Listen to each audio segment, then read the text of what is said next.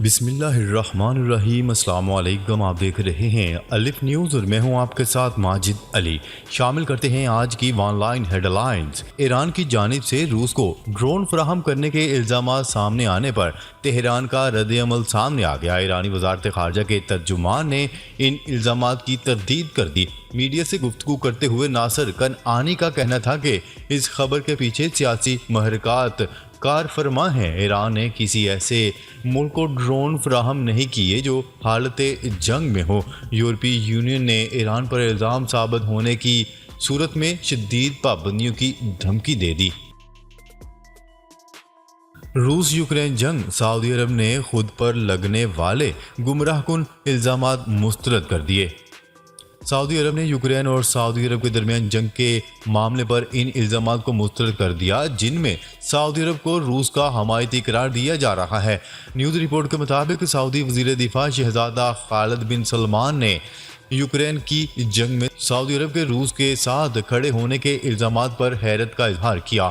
سعودی وزیر دفاع نے ٹویٹر پر اپنے بیان میں کہا ہے کہ کچھ لوگ سعودی عرب پر روس کے ساتھ کھڑے ہونے کا الزام لگا رہے ہیں، اس حقیقت کے باوجود کہ اوپیک پلس کی طرف سے 5 اکتوبر کو تیل کی پیداوار میں یومیہ 2 ملین بیرل کمی کا فیصلہ متفقہ اور خالصتاً اقتصادی وجوہات کی بنیاد پر کیا گیا تھا۔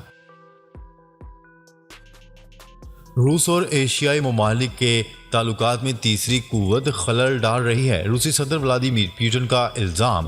روسی صدر ولادیمیر پوٹن کا کہنا تھا کہ روس اور ایشیائی ممالک کے تعلقات کے درمیان بیرونی قوتیں خلل ڈال رہی ہیں۔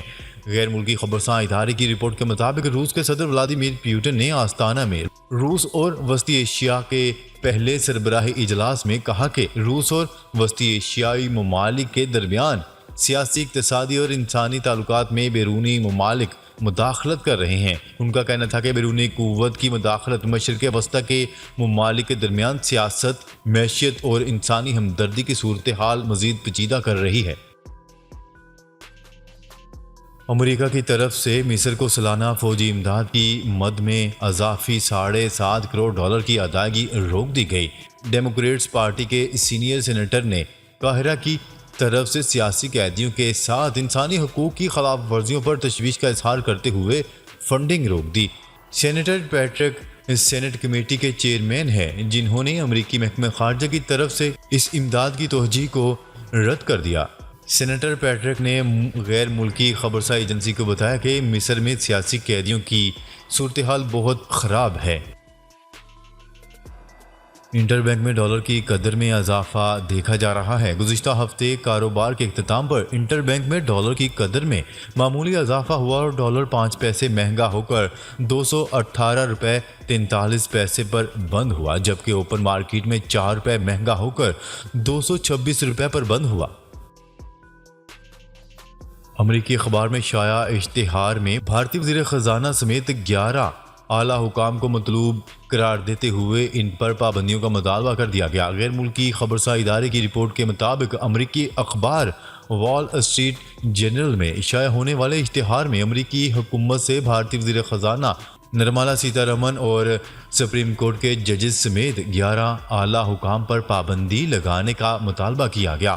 انسانی حقوق اور تعلیم کے لیے کام کرنے والی غیر سرکاری تنظیم کی جانب سے شائع اشتہار میں کہا گیا ہے کہ مودی سرکار کے ان اہلکاروں نے سیاسی مخالفین کو دبانے، انسانی حقوق کی خلاف ورزیوں اور کاروباری حریفوں سے بدلہ چکانے کے لیے سرکاری اداروں اور وسائل کا بے دریغ استعمال کیا۔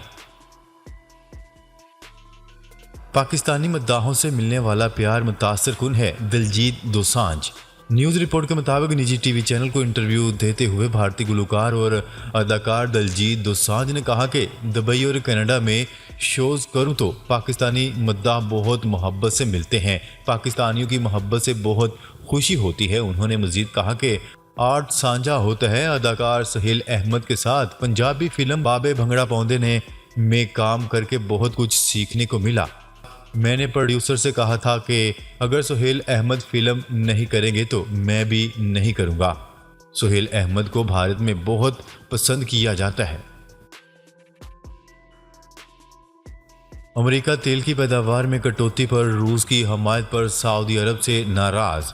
روس کی حمایت کرتے ہوئے تیل کی پیداوار میں کٹوتی کرنے کے سعودی عرب کے فیصلے پر امریکی صدر جو بائیڈن نے سخت رد عمل دینے کا فیصلہ کر لیا اور وہ سعودی عرب کے ساتھ تعلقات کا ازسرنو جائزہ لے رہے ہیں۔ امریکی نشریاتی ادارے CNN کے مطابق صدر جو بائیڈن تیل کی پیداوار میں کمی پر سعودی عرب کو سخت رد عمل دینے کے ایک باضابطہ اور منظم طریقہ کار ترتیب دے رہے ہیں۔ پیرس میں مہنگائی کے خلاف احتجاجی مظاہرے پھوٹ پڑے۔ فرانس کے دارالحکومت میں مہنگائی سے پریشان عوام سڑکوں پر نکل آئے اور حکومتی پالیسیوں کے خلاف شدید نعرے بازی کی۔ عالمی خبرساں ادارے کی رپورٹ کے مطابق فرانس کے دارالحکومت پیرس میں 1 لاکھ سے زائد افراد نے احتجاجی مظاہرہ کیا۔ مظاہرین نے ملکی آئل کمپنی ٹوٹل کے خلاف بھی شدید نعرے بازی کی۔ مسلمان فٹ بال شائقین کے لیے خوشخبری، عمرہ بھی ادا کر سکیں گے۔ فیفا ورلڈ کپ دیکھنے کے لیے قطر جانے والے مسلمان شائقین کے لیے خوشخبری ہے کہ حیا کارڈ رکھنے والے افراد ٹورنامنٹ دیکھنے کے ساتھ ساتھ عمرے کی سعادت بھی حاصل کر سکیں گے۔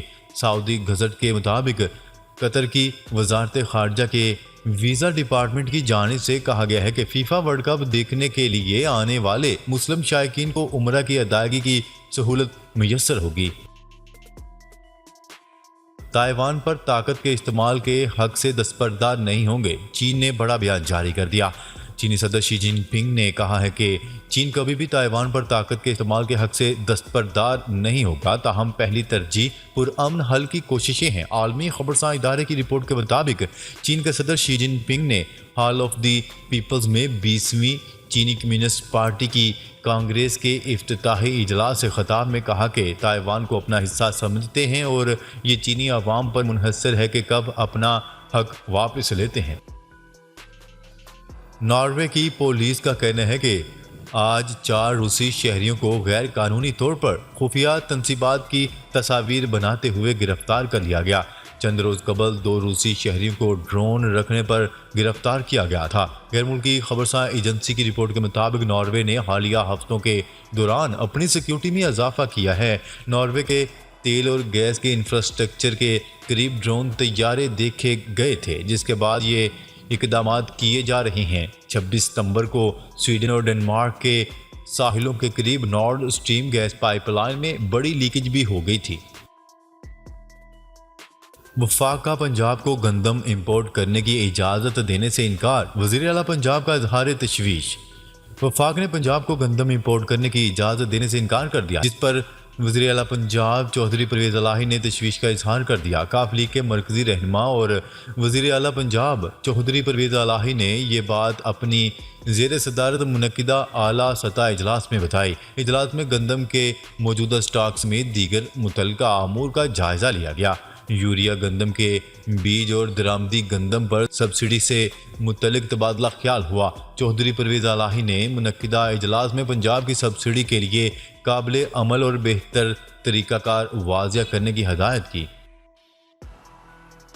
سعودی فرمانروا شاہ سلمان بن عبدالعزیز کا کہنا ہے کہ سال 2030 تک عمرہ زائرین کی تعداد 3 کروڑ تک سالانہ پہنچنے کا ہدف ہے۔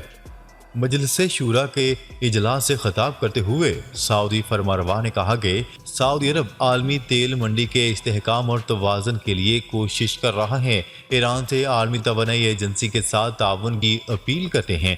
ایران ہمسایہ ملکوں کے ساتھ اعتماد کا رشتہ قائم کرے۔ انہوں نے کہا ہے کہ ہم چاہتے ہیں افغانستان میں امن قائم ہو، جبکہ افغانستان کو انسانی امداد فراہم کرتے رہیں گے۔ ہم چاہتے ہیں کہ روس یوکرین جنگ جلد از جلد ختم ہو۔ شاہ سلمان نے سال 2030 تک عمرہ زائرین کی تعداد 3 کروڑ تک سالانہ پہنچانے کے عزم کا اظہار بھی کیا۔ اب کورونا کی علامات والے کھلاڑیوں کو کھیلنے کی اجازت ہوگی۔ انٹرنیشنل کرکٹ کونسل کی جانب سے کووڈ قوانین میں تبدیلی کرتے ہوئے کورونا کی علامات والے کھلاڑیوں کو کھیلنے کی اجازت دے دی گئی ہے۔ ICC عالمی کے مطابق کووڈ-19 کی علامات ظاہر ہونے پر بھی کرکٹرز کو کھیلنے کی اجازت ہوگی۔ کورونا کی فوری ٹیسٹنگ اور آئسولیشن لازم نہیں ہوگی۔ بنو میں سیکیورٹی فورسز کے آپریشن کے دوران ایک دہشت گرد ہلاک ہو گیا۔ بنو کے علاقے جانی کھیل میں سیکیورٹی فورسز نے انٹیلیجنس بنیاد پر دہشت گردوں کے خلاف آپریشن کیا۔ پاک فوج کے شعبہ تعلقات عامہ ISPR کے مطابق آپریشن میں فائرنگ کے تبادلے میں ایک دہشت گرد مارا گیا۔ ISPR کا کہنا ہے کہ ٹھکانے سے اسلحہ و گولیاں برآمد کر لی گئیں۔ دہشت گرد سیکیورٹی فورسز پر حملوں میں ملوث تھا۔ چیئرمین PTI عمران خان نے لانگ مارچ اور نئے انتخابات کے لیے الٹیمیٹم پر مشاورت کے لیے اجلاس طلب کر لیا۔ عمران خان نے PTI کی سینئر قیادت کا اجلاس طلب کر لیا۔ اجلاس میں حکومت کو نئے انتخابات کے لیے حتمی الٹیمیٹم دیے جانے کا امکان ہے۔ ذرائع کا کہنا ہے کہ اجلاس میں لانگ مارچ کی تاریخ پر بھی حتمی مشاورت کی جائے گی۔ اجلاس میں ضمنی انتخابات کے نتائج کی ابتدائی رپورٹ کا جائزہ بھی لیا جائے گا۔ ناظرین، اب تک کے لیے اتنا ہی۔ مزید خبریں لے کر بہت جلد آپ کی خدمت میں حاضر ہوں گے۔ تب تک کے لیے اپنا خیال رکھیے گا۔ اللہ نگہبان۔